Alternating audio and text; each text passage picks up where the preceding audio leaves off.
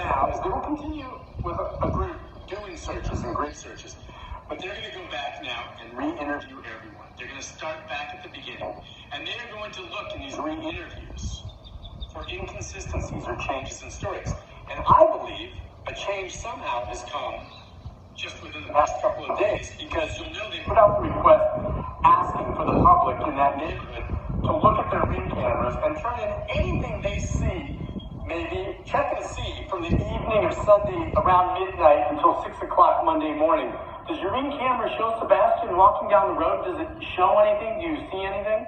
They've asked for that. Well, yesterday, out of the blue, in a statement, they're now saying, not only that, but we're asking the public to look at their ring cameras and surveillance for anything they might have spotted up into Sunday afternoon, hours before we believe Sebastian disappeared. And they weren't specific about what they wanted to see. On the other one, they're saying, okay, check your ring cameras. You see Sebastian walking down the road in the dark in his pajamas. Okay, now they're saying, we're asking the public to look and see if they see anything, I assume, that's suspicious and of note from Sunday afternoon, when it's daylight. What are they looking for? In part of the interview last night, Sebastian's stepfather, Chris Proudfoot, was asked that question, and apparently he's aware of that request and said he was not at this point at liberty to talk about what that's in reference to, as though law enforcement has asked him not to talk about it. And today... Okay, so why? Why they asked not to talk about why they want Sunday's footage? You know why I think they want Sunday's footage? From what I've been able to dig up, is because of the truck's Wi-Fi. I think they're trying to see, remember they ran it the 25th and the 26th, the Cellbrite and that other thing that they run that picks up any kind of Bluetooth, Wi-Fi's, phone numbers, anything in those areas, right? Burner phones, whatever it may be, right? Remember the Go-Go Beach, how they tracked him through burner phones? Burner phones are still traceable. People don't realize technology has gotten so much better, right? If we talk about the Go-Go Beach, right? If you think about that, he got away with it for a long time until the technology caught up to him because of burner phones. He was using only burner phones, remember? So that's why I think he doesn't want to talk about it. I don't think that he was told by law enforcement not to talk about it, but I think that it would make him look bad. And that's why he did it. And hey, y'all might be right on that. Y'all remember I am a little deaf. I might have heard her wrong on that. I listened to it so many times, it just sounds like us to me. But then again, I don't know. Maybe they don't have cameras, right? I don't really know. We know they had a light bulb missing, which I always believed was a ring camera light bulb that they could control from their phones, because that way she would know when Sebastian got off the bus, right? To let him in the home, because supposedly she was locking and unlocking the door for him, although she said he had the code to the front door. We don't have any proof that he had the code to the front door, because according to somebody that lives in that neighborhood, he would be standing on the front porch for several minutes sometimes. So evidently she was unlocking it from her cell phone, right, and letting him in, which we know happens. A lot of parents do that. You can now control your locks from a phone, right? But if we think about all these things of Sunday, that's the day that she only goes to, no matter what she's asked. Whether she was asked to tell us about Monday, she goes into Sunday. It's always been Sunday, Sunday, Sunday, Sunday. And I think because whatever happened on Sunday. I don't think it happened on Monday morning. They had 11 and a half hours. But if you technically think about it, the way they're saying it, the way she's saying that it happened between midnight and 6 a.m., Sebastian only had 6 hours, right? They're trying to shrink the time to make it look like, how could this child have vanished in 6 hours, right? Well, kids don't vanish, right? Even Nick Bear said that. Kids do not vanish. He believes that it's been foul play since the beginning, right? That's what he thinks.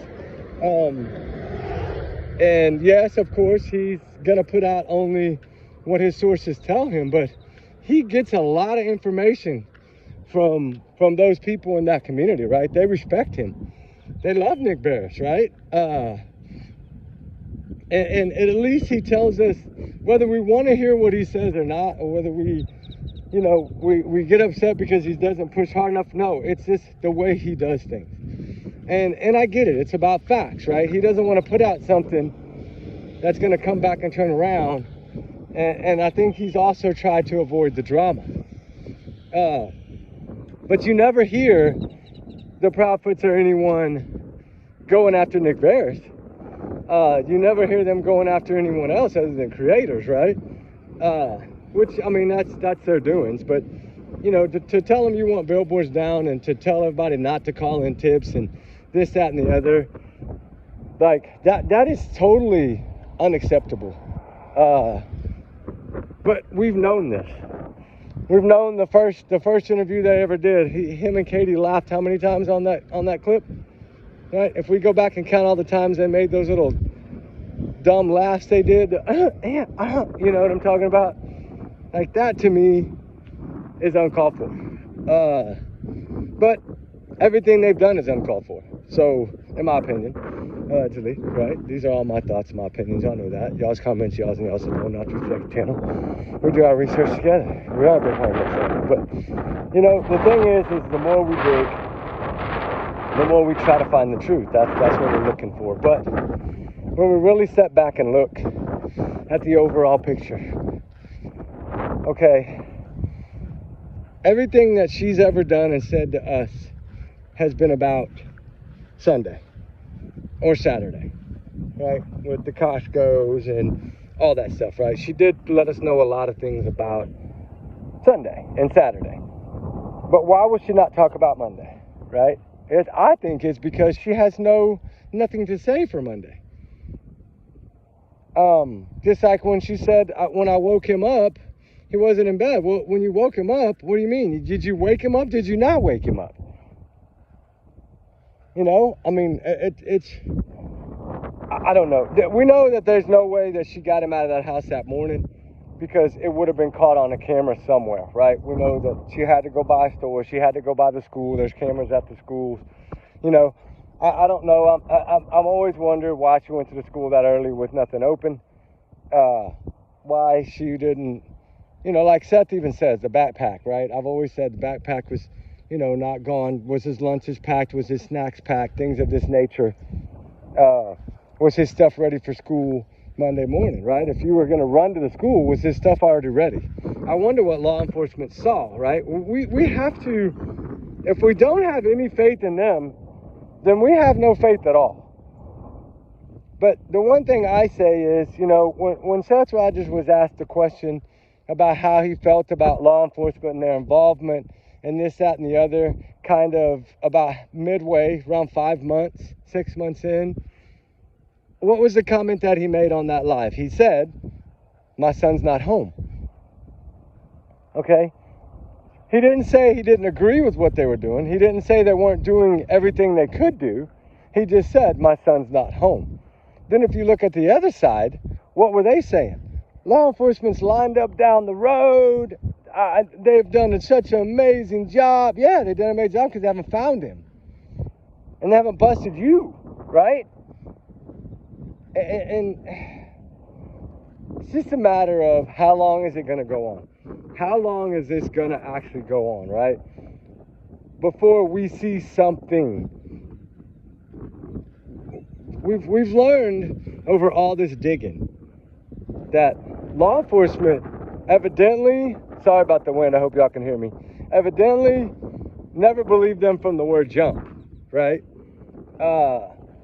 I'm sure they've always wondered, what took you so long to call? Why did you leave your home that morning? Why would you go to a school that was closed? I'm sure they've had all these questions. We know now that they have spoken to them separately. They have. Now, did they have a lawyer with them? I don't know that. Some people say yes, some people say no. We don't know. We know Chris had a lawyer because he was already going through the case. Well, Katie was helping him with that case because she was sending in documents for him for the case with Faith, right? So we know most likely they were both represented by that family friend lawyer. Well, now we learn that, you know, the lady that did the news interview at the 1 year mark, she's friends with them. So now I understand why some of the questions weren't tough questions. But if you go back to the beginning, that interview with Chronicles of Olivia, what did Chris Proudfoot say? If you have something to ask me, I'll answer your questions. Right? Well, he will never answer any of these questions. Dolly Vision's been asking him a question of, what did Sebastian accuse you of, for a year plus? He's not answering these questions. He only answers what he wants to answer. But the problem is the taunting. Like I said from the beginning, they have been taunting everybody from the get-go. And now people are really starting to see that, which is great. Because to me, that's what they've done. They just like nanny boo-boo to the sheriff, to like Eric Craddock and them, right? Hey, we got friends on the inside too, Mr. Craddock. Like, we're smarter than you. We've outdone you. How come you can't figure out what we did, right? That's what it seems to me by the way that they communicate, right? And there is a few channels that put them on. And, hey, that's their choice. That's their channel, right? Would I have either one of them on my channel? Absolutely not. I just would not do that. For one, I'm not getting into that ring of fire. For two, it's about Sebastian, not about them. Do we feel that they're full of lies? Yes. They've clearly lied so many times that we know that they should have a tattoo on their asses, each of them, that say liar, right? They should. But clearly, y'all know how I felt about what just went on with, now that I've actually heard the reason Seth got so upset, now that I've actually heard all that little bit that was emailed to me, thank y'all guys for emailing that to me, you know, about what they were saying about taking the billboards down, and it was a fake reward fund, and this, that, and the other. You know, the don't search, don't call in tips, don't, you know, all these things that they said, taking billboards down, this, that, and the other, that is uncalled for. Like I said earlier, that's unacceptable. But you know what? The whole point behind all of this is, you know who's allowed all this to happen? The mother of Sebastian Rogers. Katie Proudfoot, like I've said, military, both of them military, both of them fought for their country, both of them laid their lives down for their country, but they can't protect the one child that needed them the most. Her only blood child, right? Her only blood child, she could not protect. She failed Sebastian. But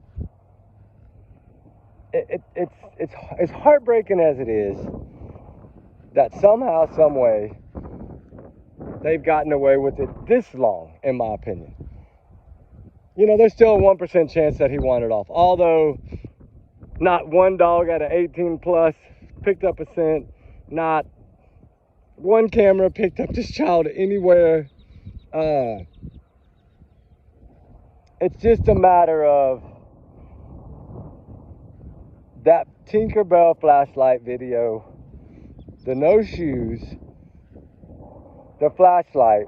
I think that's what really threw the red flag for law enforcement in the beginning, was the no shoes and flashlight. I think that really clearly raised the eyebrows of Ken Wisner. That man, I believe, he has had the best interest for Sebastian since the beginning. He was the one worried about weather. He was the one worried about what he was wearing. He was the one that was upset with the landfill search across state lines, which is a probable cause affidavit to even get that. You know, they had to have something, right? You're not going to cross state lines. As big a deal as that is, people don't realize, we've done a video on it before, people don't realize how hard it really is to cross state lines like that. And imagine how quick they did it, right? An average time is 3 days, right? He went missing on a Monday. So you're telling me that by that Wednesday, they were already putting in for the warrant for the landfill. By day 3. Why? Why by day 3? what changed, right? And then what changed on day 12, right? Something big changed on day 12 as well. I don't know what all that is yet. I'm still working on that. But something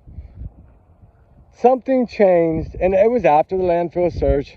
It was after Ken Weisner made the statement of he's disappointed in the outcome of the landfill search.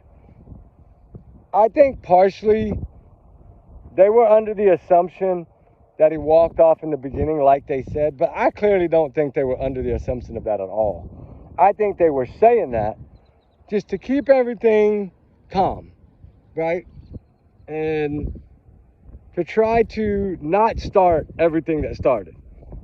Because there wasn't drama in the beginning. It took about 4 days for the drama to start. 7 days for it to be really strong. But by then, they were at the landfill.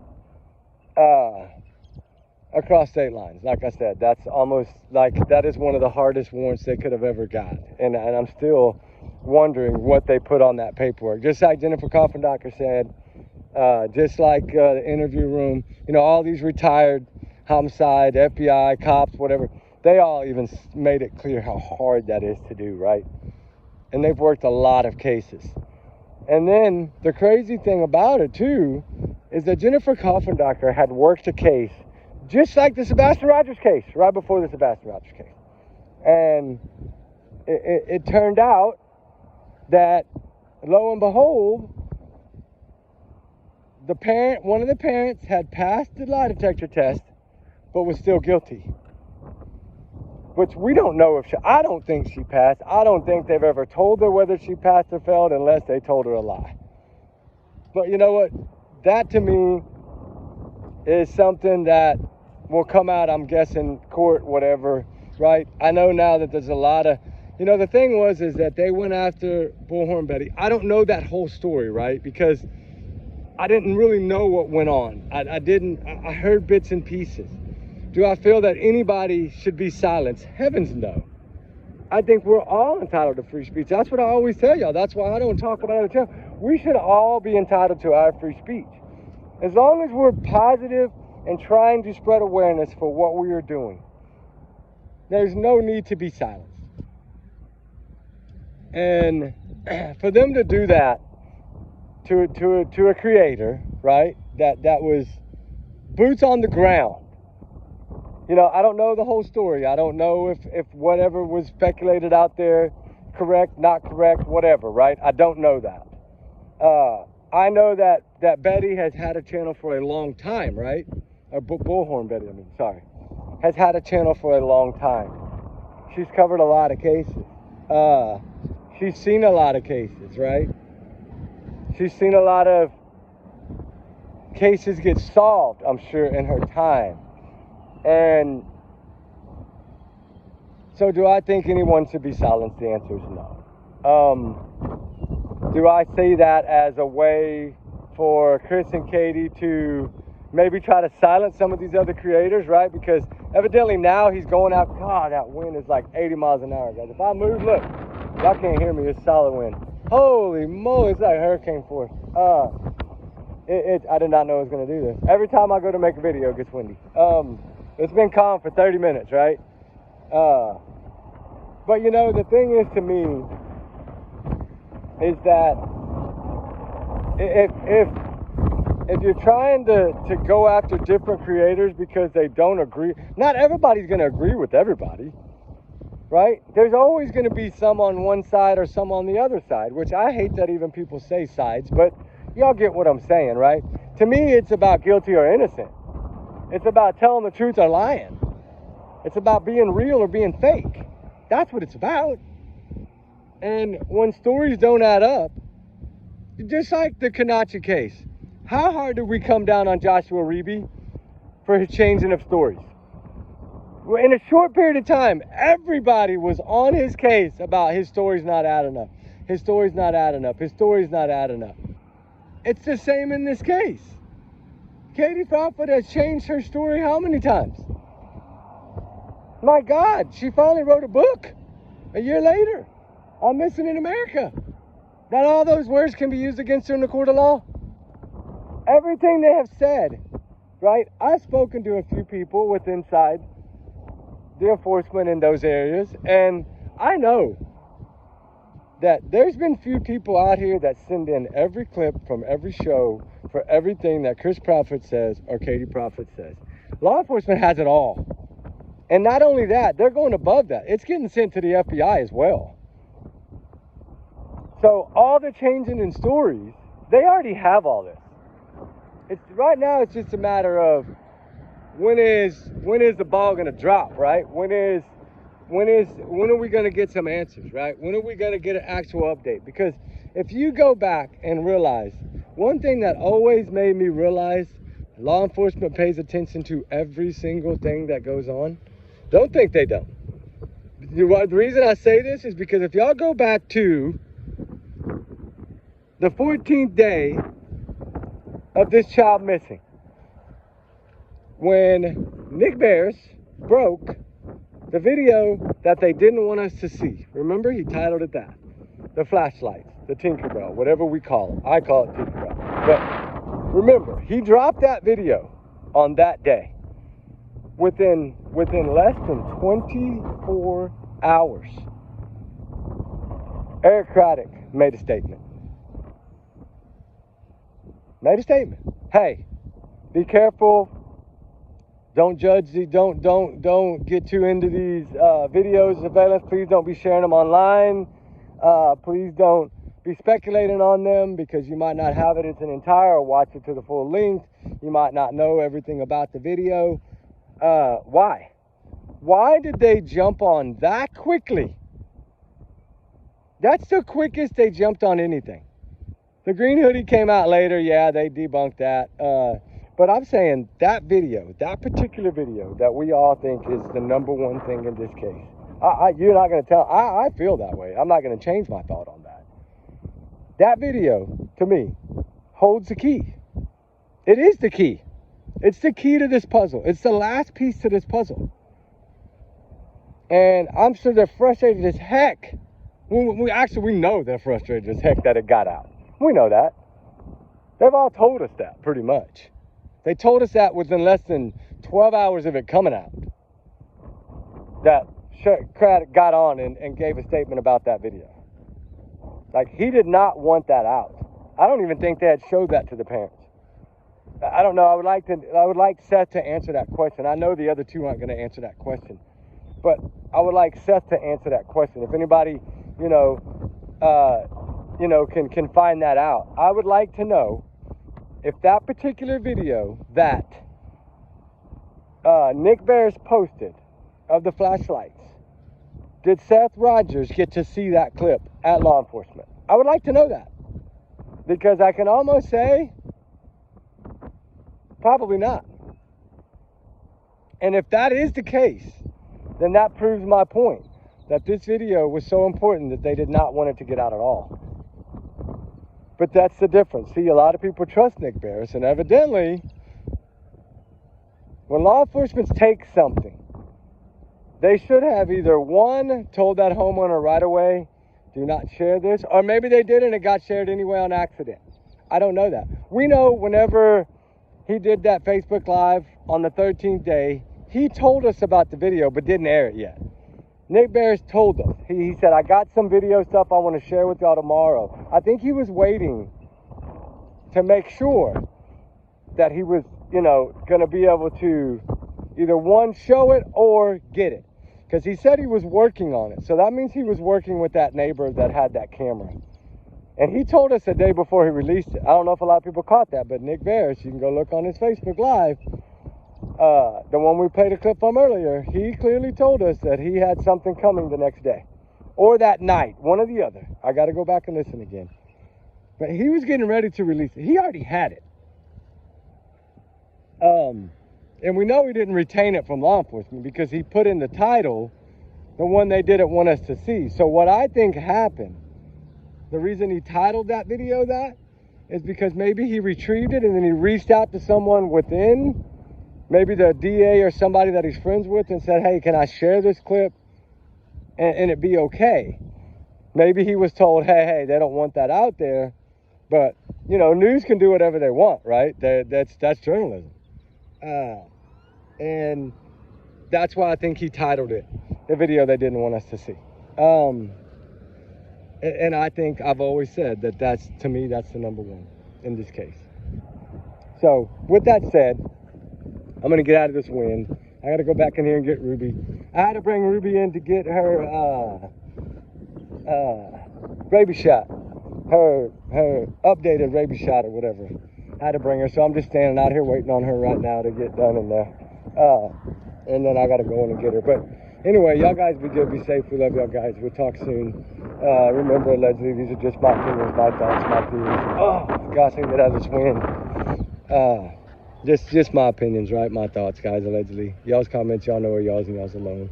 We do our research together. We're a big heart, little family. Trigger warnings always. Justice for Sebastian, Wayne, Drake, Rogers. And may the truth come out, right? But we're going to keep going. We got a lot to talk about today. So let me get done here and get her out of here and make sure she's feeling all right before. I wanted to get all this done before we went out of town. So that way I wouldn't have to worry about it. She would have her updated shot, her new tag, all her stuff. It's not expired yet, but it expires tomorrow. The tag goes out tomorrow, so I wanted to get it done beforehand.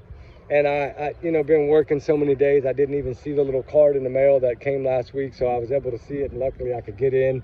Thank God the vet met me up here, and they didn't, you know, they were closed today because it's Good Friday, but met me up here just to do it because I told them, hey, I'm going out of town. I got to get this done.